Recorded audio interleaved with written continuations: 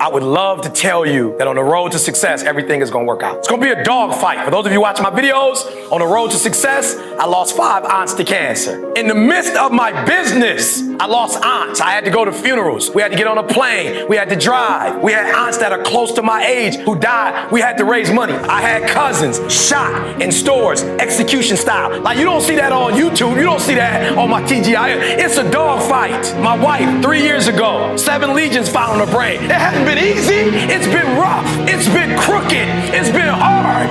But I've made up in my mind that I will get a reward for the pain that I go through. I will not stop in the middle of the process. I will not be defeated. I will not be destroyed. I will take everything that happens in my life and I will allow the pain to push me to greatness. You will not break me. You will not stop me. You will not defeat me. The only way I lose is if I quit. It's going to be a dog fight. And so if you're ready to quit, then don't get started.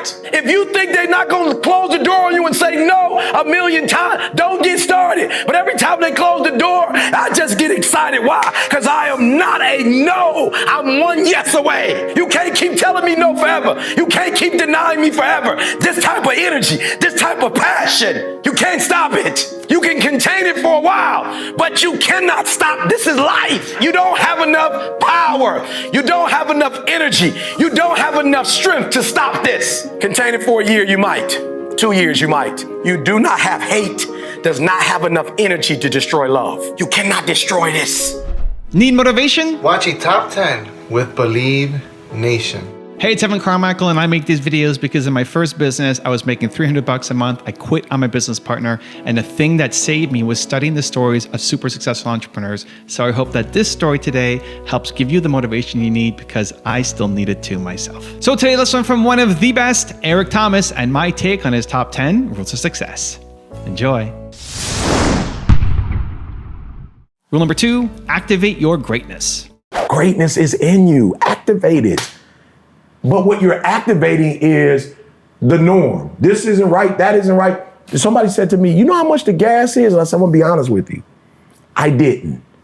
I've never gone to the pump as E.T. You know, as E.T., this version of E.T. I've never gone to the pump and looked at how much it costs. And I've never not filled up the gas tank as this version of E.T. Now, maybe when I was younger, in my 20s, still making crazy decisions and not as mature as I am now, maybe I was like, give me 10 on 5. You know, but at this version, I'm just like, it doesn't matter how much it is.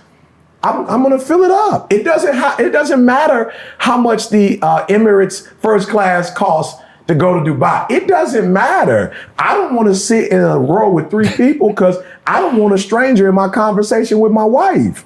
Like, I just want it to be me and my, so I'm gonna pay whatever they want me to pay. So it's just the 2 of us in this capsule, and we could bring that joker down. And for the 14 hours, me and you could get it in without my man in the middle saying, oh, what part of San Diego do you live in? I'm like, I wasn't even talking to you. Like, how are you in my conversation? So I will pay for whatever to get off the plane and be ready to speak. Like, as soon as the camera, like when I land, they got the cameras on me. So I want to sit in the seat where I'm gonna be comfortable and I can get off ET where I don't need 2 or 3 hours of preparation because I took a shower on my way there. You know what I'm saying? They gave me 30 minutes for the shower and I took give it to me an hour before we land. I want the best foods. Like, I will do whatever it takes to have that reality than to be the average dude that everybody's telling me what to do. You can't go see your daughter get her award because you need to be at work. Nobody, I'm an academic advisor. Students don't even come to get academic counsel at 9:15 a.m. They're not even up. But because you control me, you could tell me, no, I can't go see my child. And I'll do whatever it takes to be there for my baby girl. I'll be there to watch my son play football or to watch my son walk across Michigan State's the bread. I want to see it. I don't want the boss to tell me you got to take time off to go watch him mark. When my daughter got her master's degree, everybody was like, you stood the whole time. You never sat down, because she graduated with her 4-year degree during COVID and she didn't get to march. So now I'm like, girl, you did it. You went and did 2 more years just to get that. Like, they were about to mess up our record of me walking across the breast, my son walking across. We could say my daughter graduated, but we couldn't say she marched across.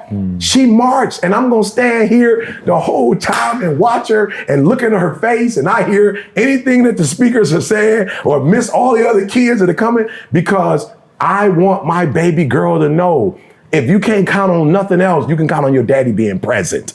I'm not the greatest father. I probably won't win Father of the Year. I probably won't get that. I'm a little too aggressive for that. You feel me? But you will never be able to say your daddy wasn't present. And it doesn't matter how, or why do you get up at 3 o'clock? Why don't you? Why don't you get up when you need to get up to do what you need to do? So you telling me I live in a country that if I get up at 3 o'clock in the morning, I would be rewarded for it? That I can control my own life if I get up at 3 o'clock in the morning? I can take a nap whenever I need to take a nap. I'll stay up as long as it takes to be there for my wife when she was diagnosed with MS. I'll go to every doctor's appointment with you. We'll go out to eat afterwards. We'll do ice cream. We'll make these hospital visits a date. This will be a date day. I'll do whatever it takes to make that happen. Get up early, get a PhD, write a book, put a bunch of free videos up online, learn a second language. I'll do whatever it takes to keep this freedom. I'll do whatever it takes. Rule number 3, believe in yourself. How do you trick yourself into believing you're valuable? Come on, somebody. I said, what? I said, how'd you trick yourself into believing in poverty? I'm talking about, if you're going to get tricked, hey man, I'm just being real. If you're going to get tricked to believe what God said about you. Get tricked to believe that you are a royal priesthood, the chosen generation. Like, get tricked to believe from the head of your soul to the crown of your head to the soles of your feet that you're going to be blessed. If you're going to get tricked into the 7,000, almost 500 promises that God has made. Are you hearing what I'm saying? And so I want you to do me a huge favor. Like, I really want you to think about, okay, let me read all of them over the next 30, 40 days, and let me see which ones God has done, and let me see which ones God is getting ready to do, and let me claim the one. There's 7,000, almost 500. You get to make the pick. God already promised. God already said He's going to give them. Now you just got to claim what's yours. All right. So I just want to encourage you. So trick yourself. Why? Because as I told the young man, can I be honest with you? Anything you see other people doing, humans that are enjoying their families, humans that are enjoying their marriage, humans that are enjoying their careers, humans that are walking in their purpose and their gift, humans that are making money and traveling the world. Like, some kind of way they trick themselves into believing that they deserve that. So you need to trick yourself into believing, since they doing it and they human, that you could do it too. Come on. I'm talking to somebody today. Come on. 7,000, almost 500 promises to mankind. And you're not going to take advantage of that. You're not going to cash in on that. So do me a favor, stop the whining and the crying. Stop talking about what you don't have. And I want you to go to those almost 7,500 and just start cherry picking. I want this one. I want, you get a promise, and you get a promise, and you get a promise, and you get God's promise, and you get what God has for you, and you get what's coming to you, and you believe what the Lord says, and you by faith receive. Are you hearing me? In the name of Jesus. And I want y'all to catch that, because as I get into God's word today that He has for us, make sure you listen to that. God has almost 7,500 promises that He's made to His children, and He don't need you to make them for Him. Come on, somebody. Rule number 4, play your hand. It doesn't matter what your circumstances are. Now, I'm not suggesting that, you should be born in terrible circumstances, neither good. Some of y'all think like, yo, Ed, I promise you, I'd love like having certain friends to come on, the stage with me and talk, because there are some people who think just because of the color of your skin that you were like automatically born with bread. Like, you just had money off the cuff. Your parents ain't never been alcoholics. Your mom, you know what I'm saying? It's just like, you just had everything going your way. Here's what I have to explain to people. When you grow up in a very whatever circumstance, yo, bro, that's a heavy hand to deal. You got dealt. You got to play it. If you were born rich, that's a heavy hand. You got to play that hand. I had a hand to play. My kids got a hand to play. My son was like, do you know what it's like being the son of E.T. the hip hop preacher? Dad, do you know what it's like going to Michigan State and you went to Michigan State? My daughter, Dad, do you know what it's like? People think I get up at 3 o'clock in the morning. I'm only 19 years old. So what people don't understand is I'm not making excuses, but I'm telling you, whatever hand you have, you still got to play it. It don't play itself. No hand plays itself. You got to play your hand. But here's the cool thing about the creator. He knew that we would all be in different circumstances. And so what he did was he said, I'm going to give you a gift. And your gift will make room for you. Now, y'all have to understand something. When you see me now, you go, oh, he speaking here, he on this podcast. I can't believe it. It is the exact same gift I had when I was 16 years old. It is the exact same gift I had at 8. I've had to develop the gift. But God didn't give me the gift when I got baptized. I didn't get the gift when I came to my senses. I had the gift from the time I was born. I didn't activate the gift from the time I was born. I didn't use the gift. So homelessness put me in a situation where it's like, yo, bro, you're going to have to figure it out. And I'll never forget, they let me speak at church and I spoke and it felt magical. I never felt like, it must be how LeBron felt when he first got a basketball in his hand. Must be how Steph Curry feel when he come out on the court in the light. It must be how Jalen Ramsey feel when, when the night lights in LA and he checking somebody one-on-one. This how Tom Brady must feel this way. I felt the same way at 16 and I told myself, E.T., whatever you do, don't stop doing that.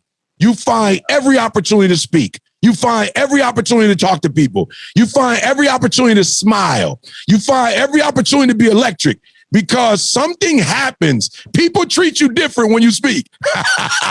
People treat you different when you smile. Like, when you come in the room with that energy, boy, people respond to you different. So whatever you do, make sure you don't ever stop doing that. And whatever you do, don't stop growing it. You keep getting better and better.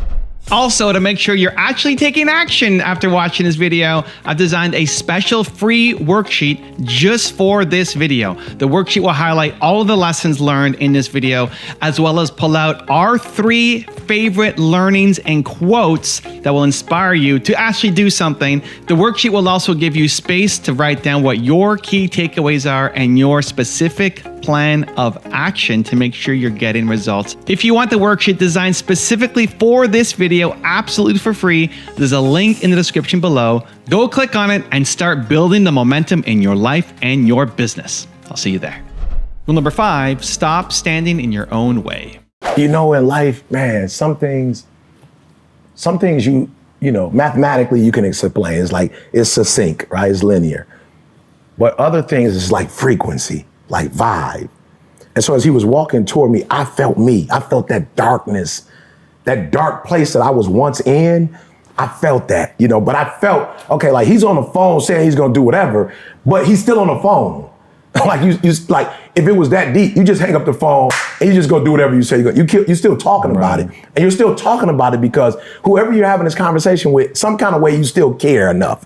So I could hear this battle that he was personally going through. And when I saw him, I'm like, yo, E.T., 16-year-old, 12, 13-year-old E.T., 16-year-old out of control E.T. And I saw the rage and the anger and the darkness. And I was like, yo, E, you gotta take a chance. Why? Because somebody took a chance on you. Like I wasn't the dude that was sitting with a poster saying, help me, I'm messed up. I was messed up. And somebody saw me and went, yo, we gotta salvage this kid. Like some kind of way this pastor, I don't know if it's everybody, maybe he did it with everybody, I don't know. He made me feel like it was just me. And now when I look at my life, I'm like, wow, he really did save thousands and thousands of people's lives. I could have easily been in prison or dead. This guy, by rescuing me, you know how many people I've inspired? I don't know how many people I've inspired, but it's got to, looking at the videos and the algorithm, it's got to be a couple hundred. You know what I'm saying? So a couple 100,000, maybe some millions. So I'm looking at this guy like, yo, E, you got a chance to do the exact same thing. So being selfish, it might have been more of me just like, yo, E, here go a big one, baby. Like this the finals, like this the Super Bowl, like go for it, and his response, I'm nervous, I'm scared, just like, they don't know I'm nervous and I'm scared, but I'm too scared not to try. Like I'm too scared not to take the risk. I'm all in now. I've been watching him, paying attention and listening. So boom, I go in, and his response, falling on his knees and crying, was like, "Ooh, okay, maybe I am." The story could have been real different. This can go good or bad. There's no middle ground. And so for me, I saw Eric, a young, hurt Eric Thomas, and was like, here's your chance to do for this guy, what somebody did for you. Do you remember what did you say to him that gave him the breakthrough? I don't remember. The only thing I do know is the hug, is the command of, bro, you gotta get control of yourself. Like, you walking up and down the street, like you just out of control. Like, what are you doing? You're screaming and hollering, cussing. This is a church. I didn't even grow up in church, but like, bro, you gotta have respect. As kids out here, like, come on, bro. Like, you're like, I'm not hurt that you're fussing and cussing at the church, but I'm hurting you out of control. Like, your emotions got the better of you, and bro, you need to get a grip. And so whatever we said other than, I don't know, hug, get control, and then before I know it, he's balling, and I'm like, yo, this thing works. Mm-hmm. And this is before the hip hop preacher, just ET at that time. This is no videos. We hadn't really blown up at that time. But for me, I thought it was great because it was like, yo, pastor said, and yo, it's working. And it's working on real people with real problems. This isn't, the studio ET.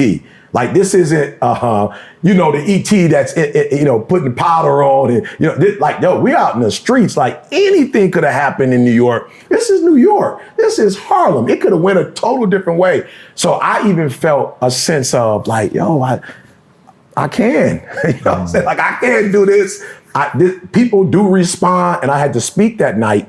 And I spoke with more energy probably than I spoke in a long time, because it was like, yo, if it don't work in here, it's okay. Because out there, it works out there. And again, I felt good about myself. I think people get confused sometimes. When we do what we do, a part of it is for us and our life and our vitality and our belief and confidence in ourselves. Sound like Lisa now, our confidence in ourselves. Rule number 6, overcome failure. It's the ego that gets in the way when you look at failure as something negative. Failure is just a way, some say, to try it again, but to try it differently and try it better. Does that make sense? Yes.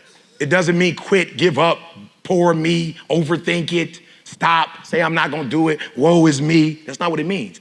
It means that you did a great job, but you didn't execute. Everybody say it with me, execution is worship.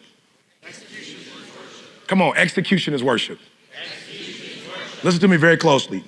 Nobody is gonna fire you if you execute. People fire you if you try hard and don't execute. No, people come here and tell me, I worked so hard, but you didn't execute. I don't pay you to work hard. I pay you to execute. I pay you to execute. I pay whatever I'm paying you for. If you're doing marketing, I pay you to make me look good and bring more clients. If you're not doing that, I gotta let you go. And if you're doing exactly what you did 4 years ago, I gotta let you go. Because we should be getting better every year. Failure is not a strike against you. Failure just means you're doing something wrong and you're doing something right, but you're not doing enough right, and you need to figure out what you're doing wrong, and you need to make the adjustments so you can execute. Nobody's firing people who execute. I'm gonna say it one more time, I'll say it slow. People are firing people who try. People are firing people who put forth effort, but nobody's firing people that get it done. Rule number 7, understand who you are. I tell people all the time, and I don't want to give my secrets away. You know what I'm saying? Football team be like, yo, we paid you to say that. Why are you giving that out? But I will say this to you. I've told guys like, yo, bro, I'm not trying to disrespect you, but if you make a car and a house and jewelry your goal, bro, do you understand who you are? Like, you a human being. It's actually humans that created cars and houses and clothes and stuff. Like, you way deeper than that. What you don't understand is that you're going to actually accomplish that. Like, you don't get it, but like clothes and houses and stuff, you're going to get that. So here's the question. When you get it, what's next? Like, if that's your goal, you can get I'm not trying to be funny. You can get a Rolls Royce truck, 400 grand. They sell those. You can literally go buy one. They don't check your age. Oh, I'm sorry, sir. You have to be 33 years old for that. You come in with the money or the credit, you can get one of them jokers. You can get that. Yeah. Listen to me very closely. I'm telling you, don't worship that because you can get that. And if that's your goal, let me just say this. I just talked to the LA Rams, right? Let me just say this. Here was my big thing, Ed. My biggest thing to them was, yo, flat out, your whole life, you dream about playing in the NFL and winning the Super Bowl. You did that. You're 28 years old. What? Bruh, come on. Like, you 28. If you die at 90, you feel me? If you die at 90, you got 72 years left. You can't live off of the Super Bowl. So I'm saying to you, you have to not have outside goals because those are easy to accomplish. Try something like, I'll never forget, I used to do corporate. I thought they was going to run me off the stage. I used to tell guys, I know you make 7 figures, but are you a 7-figure husband? Are you a 7-figure dad? I challenge you. It's easier to make 7 figures than have your wife say you're a 7-figure husband. It's easier to make 7 figures than have your kids go, I love my dad. He's the dude you know on the street like that. My dad is great at home. Most of us, because all our goals is stuff, your wife would probably say, you Clark Kent at home, you Superman at the job. That's not, I don't want my kids to say I'm Clark Kent. I don't want my kids to say, my dad, when he at Michigan State, he's Superman. When he in the world, he's Superman. But when he at home, he Clark Kent. No, I want to be Superman at home. I want to be Superman at the job. I want to be Superman in the streets. Matter of fact, I want to be Superman when I look myself in the mirror. And I'm hoping that one day the creator's going to look at me and say, well done, thy good and faithful servant. So for me, my goals, the Nobel Prize, my goals are going to take a minute. They're going to take so long that they may take a lifetime to actually accomplish. So people say all the time, like, okay, E, why do you do that? Bruh, I'm not comparing myself to nobody else. God knows what I'm capable of doing. And if I'm 52 years old and God is doing all of this, you think he finished?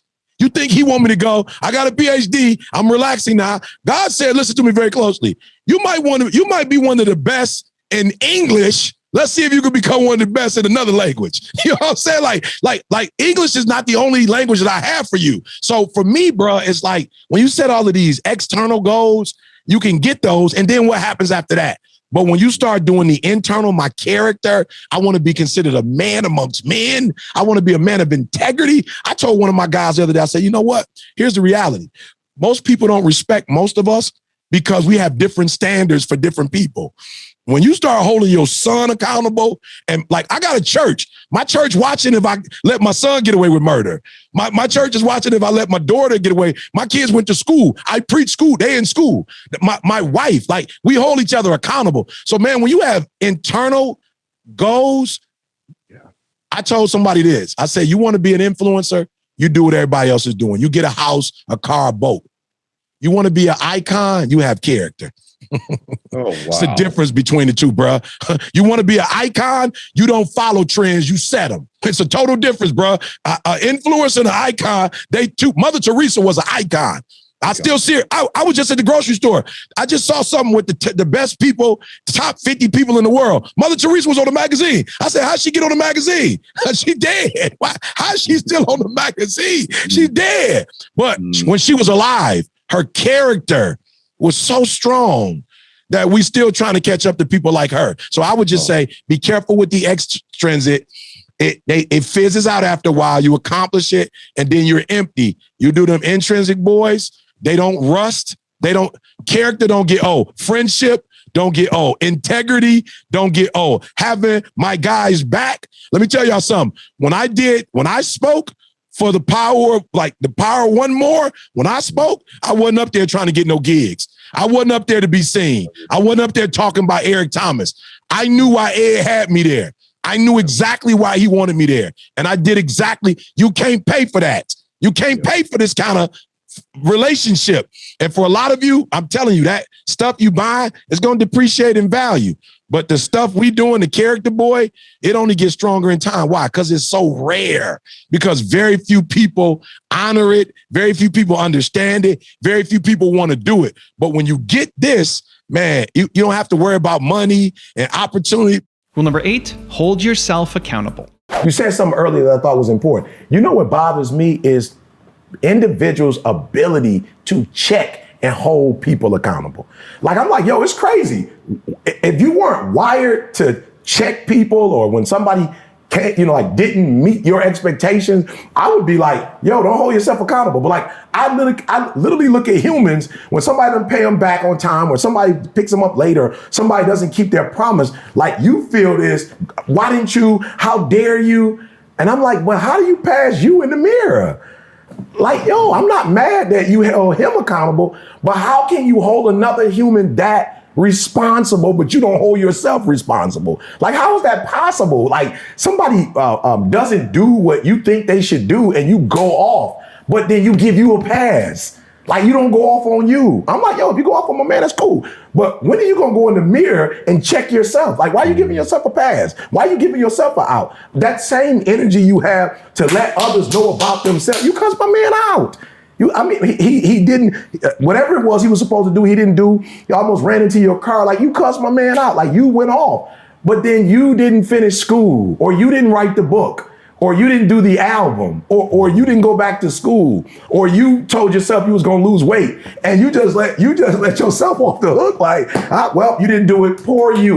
I'm saying, no, do me a favor. With that same energy you use to hold somebody else accountable, hold yourself accountable. Because here's the deal. You hold me accountable and I change. How do you benefit from that? Like, how do you benefit from getting on me and making me make adjustments and corrections? You don't benefit from that. You don't get the money that I make when my business blows up or when I get my degree. And I've seen people get on me. Eric, you need to finish school. I'm like, bet. But you got some stuff that you need to overcome. I literally listened to you. You got on me and you checked me about not finishing what I started. Okay, well, I finished what I started. But you still haven't checked you about some of the character defects you have. So that's why I get a little taken back, because I'm saying use that same energy you use on others. I'm not saying don't hold people accountable, but I'm saying use that same energy on yourself. And you'd be shocked how much further you'd be in life if you just punish yourself, if you put you on punishment. That's what I like about you, man. You put you on punishment. Put you on punishment? Yeah. Rule number 9, get clarity. And I think too many of us are in the window, meaning you're looking at everybody else and what everybody else is doing, and you don't know what you want because you know so well what they want. You feel me? Like, there's certain things I don't want. I want a relationship with Ed. I want that. I don't necessarily want some of the, like, I don't wear watches. I'm not against watches. I don't think there's anything wrong with a watch. Yeah. I don't think it's just not my thing. I don't, as a matter of fact, if you ever watch me, I don't even like to wear a belt. Like, I got this phobia. Anything that's on my body, I wish I could like have the emperor, the naked emperor. Like, I wish I had his suit. You know what I'm saying? Like, I hate putting on clothes. You feel me? I hate it. But I know that there are people who are constantly watching what other people are doing. And now you're wanting what they want when you don't even want that. And the way I started this whole UOU video in New Zealand was, I was with a group of people, and I promise you, they ticked me off. You know, they were like trying to, you need to do this and you need to do that. And I started the whole speech after having a conversation with them saying, I don't want what you want. And you're not going to make me want what I don't want. I don't want that. I love relationships. I can go to Ed's crib and chill. We can just drink water, doggone it. I don't care. We could just walk on the beach. As long as there's a relationship and it's making me better and is nurturing me and is feeding that human need for a sense of belonging and safety and self-actualization, I'm not really on nothing else. And so, you know, for my birthday, what you want to do, E? I just want to be in the room by myself because I'm always with people or helping people. I just want to chill. And so I know what I want. And because I know what I want, I'm not going to do what you want me to do and fail. You got to hear what I'm saying, please. When you don't look in the mirror, you are not empowered. When you look in the mirror, you see you and what you want and what you need to do and what you need to be. When you look in the mirror, you reflect. When you reflect, you transform. When you transform, you change. When you change, you do things differently. When you do things differently, you get different outcomes. When you're looking in the window and you're staring at other people, there is no reflection. It's only comparing. And as long as you compare yourself to another model, I drive an Escalade. I'm from Detroit. I drive an Escalade, a Cadillac, right? When I see a dude in a Bentley, I'm looking at that Bentley like fire. But at no point am I going, I want to trade my Cadillac in for the Bentley. I've seen some fire land. I moved to Cali. Everybody got a Range Rover. I've seen some fire Range Rover. I've seen some Lamborghinis. I looked at these vehicles and go, my, what craftsmanship. I've never gone, I feel this Escalade, I feel so bad. I'm in an Escalade. This is the car that was my dream car.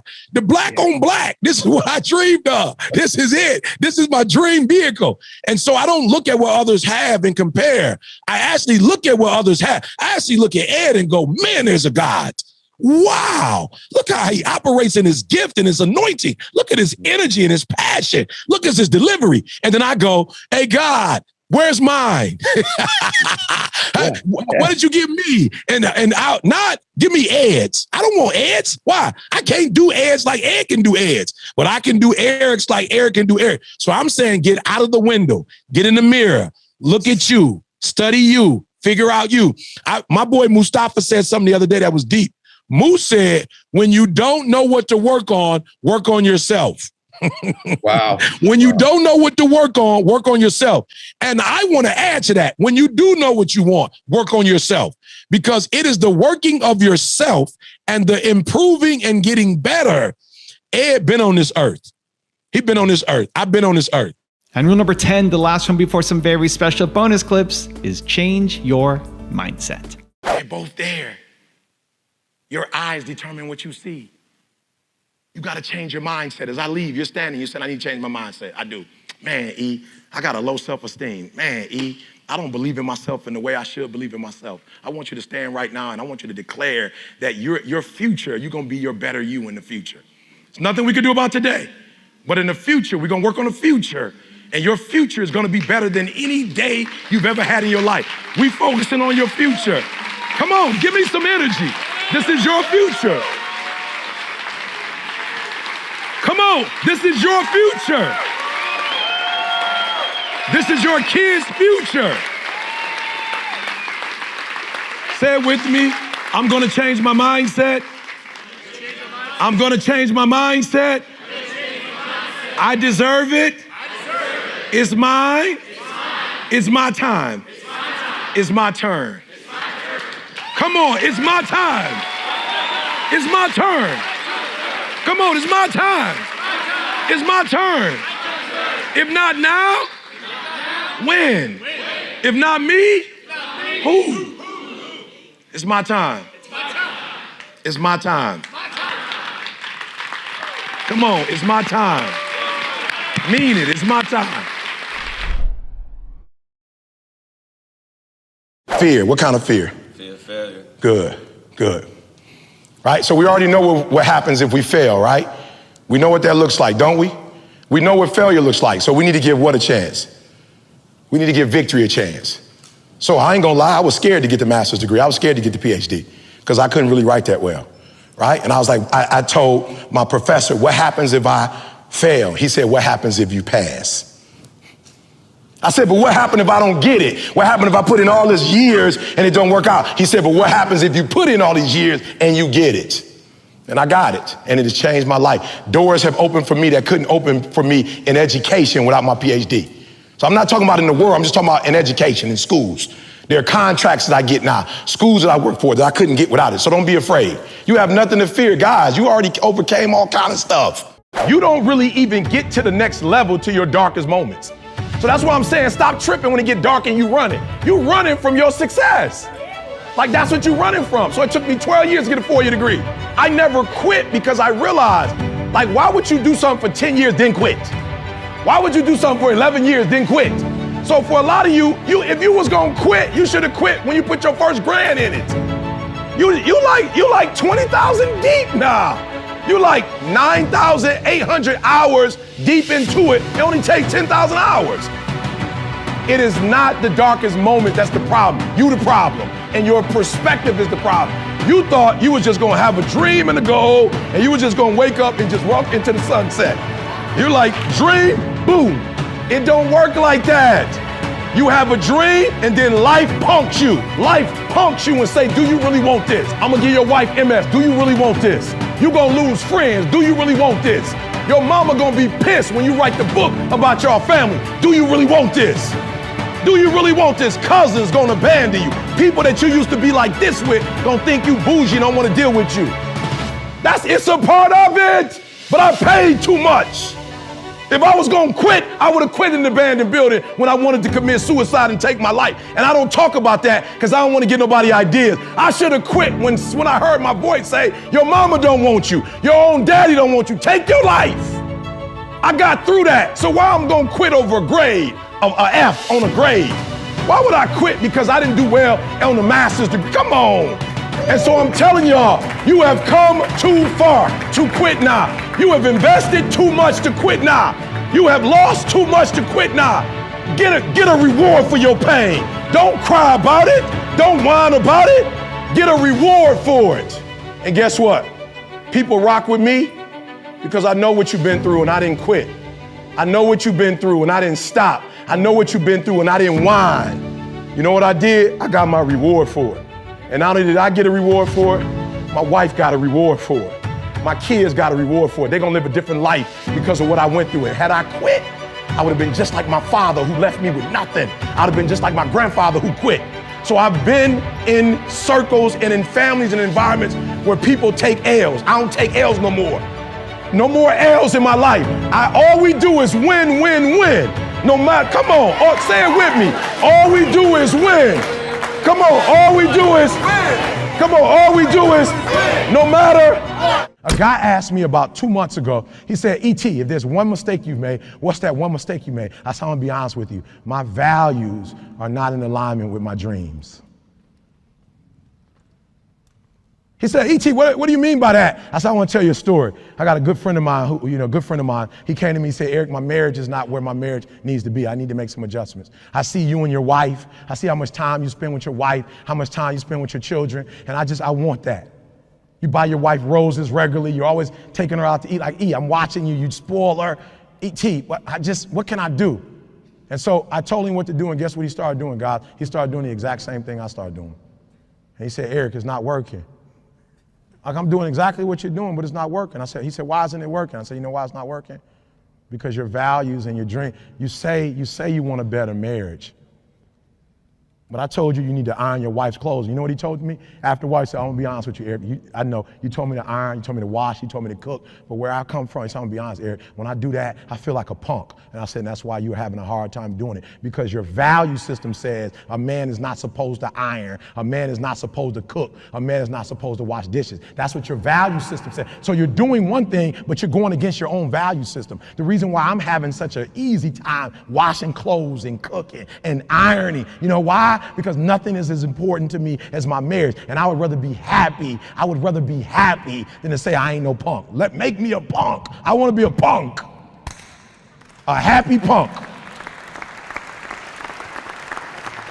For real, no. A friend of mine, he came to my house and I didn't have a mop. And so I was on the ground and I was mopping the floor with a towel. And he says, E.T., the hip hop preacher, you're on the ground and you're mopping? I said, yeah. He says, your wife got you whipped. I said, you didn't know? You just found that out? I've been doing a terrible job. I'm sorry. I am whipped. And after 23 years, you should be. And if you're not, it's a problem.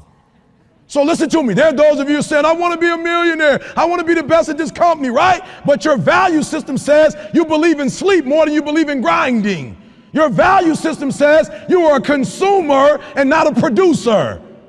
That you're spending more money than you're making. Why? Because you're a consumer, but you're reading all the books and you're saying everything the books are saying, but those books are not in alignment with your values. And if you're gonna go to the next level, your values are gonna have to change. It's so funny, Carl is the individual that has done our videography. So I know it seems weird, but this is why the process is important.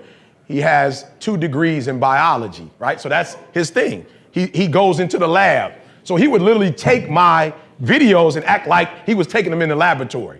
So you gotta think, this kid, since he's from Barbados, there's a common line and there's a math and science line. Him and his brother went math and science. His brother was the first chemist black chemist to graduate from Michigan State University. So again, a lot of you young people, you going this route and you like, I don't see it. You're not supposed to see it.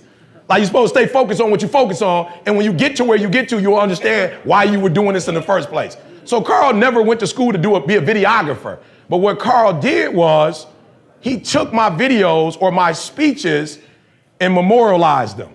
So you think, C says this all the time, like for real, some of y'all really think that when you want to succeed as bad as you want to breathe was like my best and first ever. No, it was the best and first ever because it got recorded, because somebody mic'd me up, because somebody edited and put it on YouTube. I had probably done 150,000 messages before that message, right? So the difference between this Eric Thomas and the old one, I was doing everything on my own. The new Eric Thomas, I got a team, and Carl said, look, I need you to worry about one thing. Make sure the mic is on.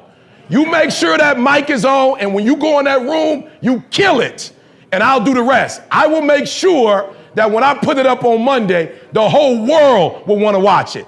So it's the B-roll, it's the music, it's the science. So if you heard some of my stuff raw, if C hadn't edited some of the stuff, you were hearing stuttering, you're hearing slurred words, you're hearing the wrong word. C, like whatever you do, watch this. C told the people that was when they edited, whatever you do, Eric needs to be perfect when it comes out.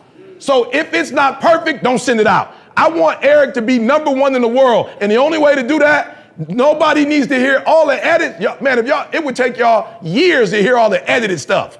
C says the only stuff that goes out is the best of the best. And then when we put that out, that's all we want them to see. So I'm telling y'all, because of C, now I'm a part of businesses, right? Because of C, I started doing NFL and NBA. Because when he would put it up, he was like, we got to brand it a certain way. Nope, take that down. That from the side, he looking too chunky on that one right there. Put that down. We don't need that pic. Put that pic up right there. All right, he wasn't shaved. Don't put that up at all. Let's get the shave. Like literally. It was a science. I remember I picked both of them up in college. They were my graduate assistants. And C was like, I'm going to make you a household name. That's my job. All you do is speak. And so now you go from the Michael Jordan who had to get rebounds to the Michael Jordan who had Dennis Rodman. To the Michael Jordan who had a guy who was getting 20 rebounds a night. And what was Mike getting? A second shot. Unbelievable. You giving Mike a second chance? MJ? And what did that look like? 72-10 with the championship. So with CJ and Carl, what I had was I finally had a team. I wasn't, no disrespect, I wasn't the LeBron without a team. I wasn't the dude that was putting up 50, 60 points and didn't have a team. I was Michael Jordan, who had Scottie Pippen, Dennis Rodman, right? I had a squad. So that's what changed when I surrounded myself with a team. Guess what happened? When you start winning, everybody rocking with you when you start winning. You start attracting other winners when you start winning. So for me, that's what the team has done for me. Those of you who know, you know that you are making excuses, that you blaming other people, that you are afraid, that you walk in fear, you walk in guilt, something that happened. You had an abortion 5 years ago, you still own that. 10 years ago, you had an abortion, you still own that. You got caught, you went to jail, you have a felony, you still own that. I want to free you. That was 5 years ago. Why are you still walking in that? That was 10 years ago. You got a divorce. Your mom went to the grave and she was not proud of you. She would be proud now. Walk in it. Your past is the past. And there's nothing you can do about it. I am ashamed of some of the stuff I did to my mom, ashamed of some of the stuff I did in school. Ashamed, but it's over. And you can't hold that against me. And I will not hold it against myself. I'm free. I'm free. And whom the Son has set free, he's free indeed. She is free indeed. You've been holding your blessings up because of your past. You feel bad about it. You were wrong when you did it, but it's over. Cleanse yourself. Cleanse yourself. You've already been forgiven. Accept it. And now let's walk in it. The dream is yours, but you're saying, I'm not worthy of the dream. You're probably not, but it's been given to you anyway. I'm not smart enough. You're probably not, But it doesn't matter. It was given to you, and it's now your responsibility to do something with it. You've been given it. It's the gift that you never opened. It's the gift. It's yours. So I need you to forgive yourself. If somebody tells you that they're going to give you an A, if somebody tells you you're going to get a 4 point, if somebody tells you you're going to be rich, if somebody tells you you're going to be happy, say, thank you so much, but give me side B. Give me side B. Nobody told me when I had my son and he wanted to play football and he dreamed of playing football and we got him out there on the football field that I would get a call while I was preaching that he broke his femur. What are the chances that my son break his femur? That's the strongest bone in your body. What is the chance that you break your femur when I'm preaching and you about 30 miles away? What's the chances? You should have broke your femur at a game that I was at. Nobody ever told me that my son would break his femur and when I get to the hospital, he would be in excruciating pain. Nobody ever told me I'd have to watch my child, who I want nothing but good to happen to, screaming and hollering because he was in so much pain. Nobody told me I would have to be in there when they cutting his leg to give him surgery. Nobody ever told me that this kind of stuff would happen. So I know my daughter, I just know she gonna start dating, she gonna call me. I just know the first dude gonna break her heart. I already know it. And I gotta deal with her being depressed for I don't know how long. Nobody ever told us when we had kids and we had these great dreams for our kids that this other crazy stuff would happen.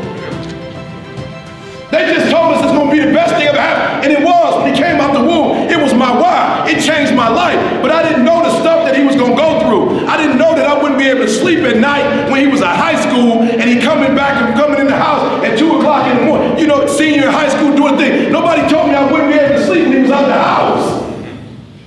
Nobody ever told me when he went to college and they on these trips with the basketball program, nobody told me I would be nervous and praying that he getting on all these flights. Nobody ever told me that when he moved to Atlanta that I would be like still nervous, waiting every day for a phone call because there are people, kids who don't, for whatever reason. Are you hearing what I'm telling you? Nobody ever told me that my wife, when we were 16 dating, that she would get multiple sclerosis and that her mother would be diagnosed with cancer and it would metastasize throughout her body and they would send her home. Nobody ever told me. Everybody tell you about side A, but don't nobody tell you about side B. And it ain't side A that breaks us, it's side B that breaks us. That's the side. Everybody want to be in business. Everybody want to be rich. Everybody want to be in a relationship. Everybody want a six-pack. Nobody tell you the pain that come with it. So what I do now is I look at side B before I go to side A, because I already know I can handle side A. You know what's so funny? We want people to make guarantees to us, but we're not willing to make guarantees to ourselves. Now, for real, I'm gonna say it again. Like somebody gave you a guarantee, $30, 30-day guarantee. In 30 days, if you don't make what they told you was gonna make, in 30 days you got an attitude, you want your money back. But you've never demanded your money back from yourself. You've never looked at yourself in the mirror and said, you let you down. Until you get to that point, you let you down. You're not brave enough. You want to put it on somebody else. The reason why I'm not successful is because of my boss. Have you ever looked at yourself in the mirror and said, I'm not getting up on time. I'm not going to work on time. I'm not putting in 120% when I'm at work. I let me down. And when you get to the point where you can say you let you down, I don't care. Listen to me, no disrespect. I don't care about Glenn. That's not why I do what I do. And I love Glenn. I don't come here and do what I do so Glenn can affirm me, so he can give me a pat on my back. I care more about me than I care about what Glenn thinks about me. I have standards. I have values. I don't care how much you pay me. If I speak at an elementary school for $300, I chose to do that for $300. If I chose to speak at a prison for free, I chose to do that. And I will not go in there giving those prisoners less than what somebody pays me $100,000. Why? Because I value myself enough to give 120% or don't do it. And that's the problem with some of you. You always want to blame other people. You always want to hold other people to the fire, but you're not holding yourself to the fire. You just said you're giving 50%. You owe you an explanation. You owe you an explanation. You need to look at yourself in the mirror and say, why are you only giving 50%? What's wrong with you? You need to put yourself on punishment. You need to tell you no more TV, no more snacks, no more desserts, no, we working out now. No more alcohol, not right now. No, I can't handle it right now. You need to tell you that you owe you something. Stop going back to, you keep going to the mall with the receipt. This is what y'all said it was. Glenn, you didn't do what you said you was gonna do. Well, you didn't do what you were supposed to do, so how am I gonna do what I'm supposed to do for you? You walk out of this room, you owe yourself. I didn't get here making excuses. So what, my father wasn't in my life? The truth of the matter is, he ain't never come into my life. So what, I'm gonna wait for the rest of my life for my man to come? He ain't coming. I live in America. I'm an African-American male. They don't treat us the same. It's something called racism. I ain't gonna cry about it. It's probably gonna be racism to the day I die, but I'm not gonna cry about it. I'm still gonna be a millionaire. I'm still gonna be one of the top motivational speakers in the world. No, I didn't grow up on that side of the town. No, my mama don't have no network. No, I don't know a whole lot of people. No, I'm not at a country club. No, I don't play golf, and I don't plan on playing no time soon. But I'm still gonna be successful. I'm still gonna get to where they are. Why? Because I owe it to myself. And can't nobody stop me but me. And you need to get rid of them excuses, and you need to stop pointing fingers at people. And you need to start pointing fingers at yourself. What did you not do? I think what people get confused is, they're grinding with a goal. And I'm not saying you shouldn't have goals, but you should be grinding for grinding's sake. You should grind because that's what you do. You're passionate about what you do, and so you're waking up every day with this concept of, I have 24 hours and they're mine. This 24 hours belongs to me. Right. And whatever I do in this 24 hours will determine where I'll be tomorrow and the next day. And I think that's what people need to focus on. Like, get off of this, I want to make 6 figures. I want to drive this car. I want to live in this house. I think what people should be focusing on is, I have 24 hours. Like, Oprah only has 24. Yeah. Bill Gates only has 24. Like, Warren Buffett only has 24 hours. And in that 24-hour period, I can either break my life or make my life. And I think, and I'm not saying you shouldn't have goals. I just think that goals for people is too high on the priority list. And I think what should be on the priority list is going to bed so you can wake up the next day and you can grind it out. And I'm just a dude that believes you reap what you sow. So if you're grinding on Monday, grinding on Tuesday, grinding on Wednesday, if you're grinding 6-7 days a week for a span of 5 or 6 years, something's got to come out of that. Sure. But if you're only grinding, on Monday you fired up, Wednesday you back, you're sleeping in, Thursday you got the funk of the world is on. Like, I've heard people say, hump day. Hump day. What is every day is hump day? Like, Wednesday is hump day? Like, Monday hump day. Tuesday is hump day. Like, every day is hump day. And I think if we would spend more time on what's my goal, and meaning what do I need to accomplish in this day to live this lifestyle, and you go after it, then I think more people will be successful. I went to a whole nother level of my life when I finally confronted. When I say confronted, I don't mean in a negative way. I just meant when I got past my fear of talking to my biological father, because I never talked to him. So I remember thinking that I'm going to meet him and we need to be able to do boom, boom, boom, boom, boom in order for me to heal. But all I needed to do was to get it out of my system. And once I got it out of my system, I no longer needed like a regular like I didn't need him to do anything to heal me. Are you hearing what I'm saying? So sometimes you just need to get that information. Like, you're frustrated because they're not listening and nobody's on your value system. This is why this is important. You're not just coming to hear ET. You are coming to meet your brothers and sisters. You're coming to meet the people that have the same values that you have. That's the problem back at work. You don't have enough people who are where you are, and it's frustrating going to a job where people don't think like you. And so it's frustrating. So all you need to be able to do is get it out with these people, and your family. What they're going to do for you is they're going to tell you the right thing, but a half of it is just getting out your chest. And once you get the frustration out, you're going to be able to go in the other day. Next time you go in, you're not even going to see them. They're invisible. Anybody tell you how I blew up? How am I the #1 motivational speaker in the world and a multimillionaire? What was I doing for free? Speaking.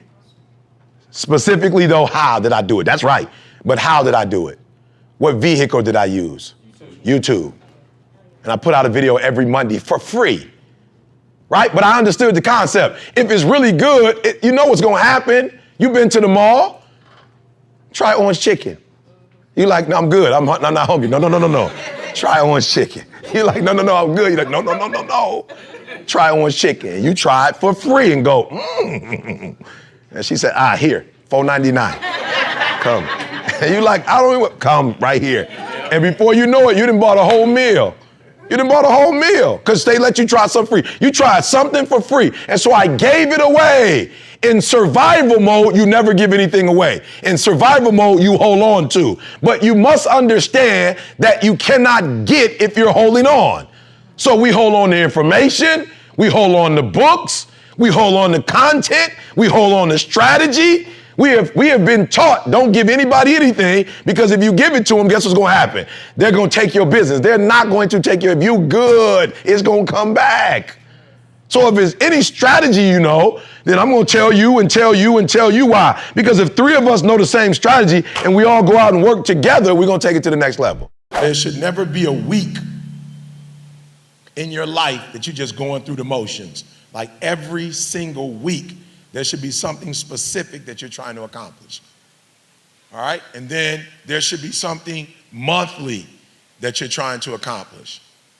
All right? Every single minute of the day, we should be unleashing our gift on somebody getting it. I know we're going to talk about this in a minute, but I know what my superpower is. And CJ calls it a superpower. I know what my superpower is. So when I get in the elevator with you, you may not speak, but I'm speaking. Why? Because that's my superpower. All right? Somebody like, E, why are you speaking to them and they're not speaking to you? I don't live my life based on what other people do. I live my life based on my superpower. So when I speak to people, people are my superpower. So if there's another human in the building, you getting it. All right? So I wake up every morning, I'm going to unleash my gift, but then I have to have a goal, because if I'm not careful, I'm just unleashing my gift without a goal. It's not going nowhere. And so I have to give my goal, my gift, I have to give it a sense of purpose, a sense of order, a sense of direction, right? So every day when you get up, your week should have a direction, that this is what you're seeking to get done in that week. This is how much money you should make. Come on, somebody. Look, the reason why the $100,000 a week didn't come to you, because you didn't assign it to come to you. You didn't assign it. So you just randomly hoping it's gonna come. No, you have to assign it. You have to tell it which bank account it's going to. Oh, come on, somebody. You don't go to the bank and just give them $100,000. They want to know, is it your savings? Is this going into your check-ins? Is this the joint boy, right? So every day, every week, every month, every quarter, every year, you should have a destination for your time, for your money, for your relationships. Some of you are taking stuff because you don't know who you are.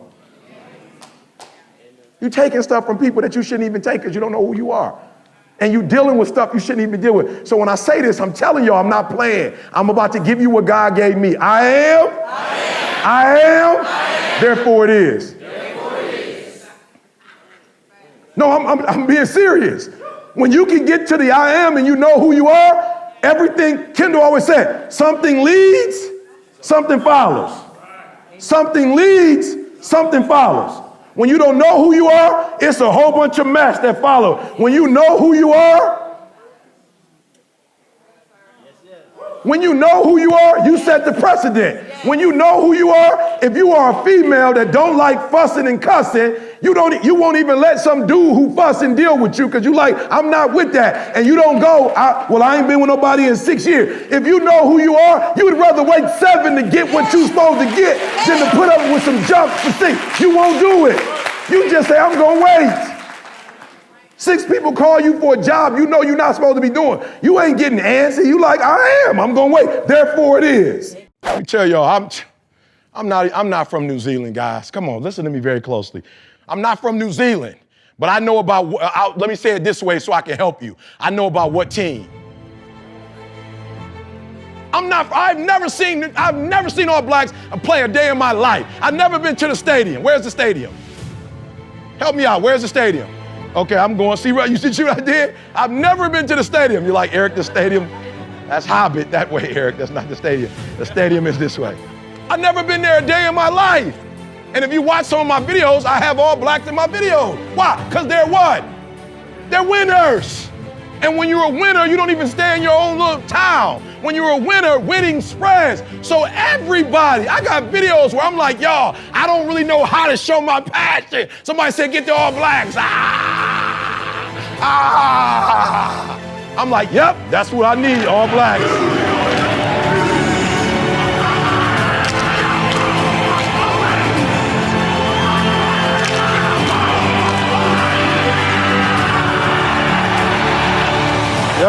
Yep, I need the All Blacks. I need the why? Because they say what I'm saying. They just saying it in rugby. I don't know. I'm like, woo, that's a violent sport. Their passion is all over there. Why? Because winners win. And I can't explain it to you, but you better stop making excuses and find a way to win. Because once you start winning, you go from 1,500 to 3,000 to 5,000 to 7,000. You remember, see? From 7 to 10. Nothing changed. We still in the basement. We don't have a building. We still use the garage for all of our products. We don't have business cards. We don't have a 5-year plan. We don't have a 3-year plan. How do you do it then? E, we wake up and grind. Winners win. I focus more on winning than I focus on structure. I focus on winning. And when you become a winner, they start seeing you with winners. Listen to me very closely. A lot of you could be millionaires, but because you're not disciplined, he pulls on a couple. Some of you because you're not sexually disciplined, you've had people take stuff from you and you've been in places and relate. I just saw 2 young women that lost their lives that was on some dating thing and went to some man. I was just like, yo, where they do that at? Where do you just trust somebody online that you don't even know? What was it about you that you had such a low self-esteem? And then it was twins, it was sisters. That you just gonna go to some man's house you don't even know? Come on. Then another young lady just went to jail. Her man told her he killed somebody and she took a saw and saw. I'm like, boo, you about to go to jail? I'm like, wow, is it that love that deep these days? People buying stuff. I'm like, well, you ain't grateful for what God, you gotta get the extra hookups? I ain't mad at you, but if you do that, you understand what you attracting. And then you mad when you ain't attracting a successful man of character and integrity and God, but you're not putting that out. Okay, I'm sorry. All right. Listen to me very closely. Your zero is gonna go to the next level when you can learn to say no. I was just at a function. My man was like, E, you did a phenomenal job, bruh. We doing happy hour at 3:30. I said, my plane leave at 3:50. He said, you're not gonna stay for happy hour? I said, bruh, I'm not here for no we don't know each other like that. Happy hour? I came to speak. I didn't come to build no relationship with you. I didn't come to drink with you. Drink? Bro, I don't even drink. And if I drank, I would drink at home. I wouldn't drink in front of you and get loose like that and start talking crazy. You don't need to know me like that. You need to know me as the #1 motivational speaker in the world, flawless. I'm not, but that's what you need to know me as. You don't even need to get close enough to me to know my faults. This is a business transaction. You going doing business with people drinking like y'all, what you being social for? You don't have no discipline. Drink when you get home. You just see some free wine. You see some free alcohol. Drink when you get home. This is business. Boundaries. There are boundaries. My man like, yo, why you gotta go? Because I'm married. I got a wife. I'm going home. We finished. We ain't got no more business to do. You told me you wanted a 2-hour presentation. I did it. I'm going home. But E, this is a resort. And I'm going home. Why? Because I can't get in trouble at home. I can't get in trouble at the crib. I can get in trouble at this resort. It's a lot of temptation at this resort. So I'm going home.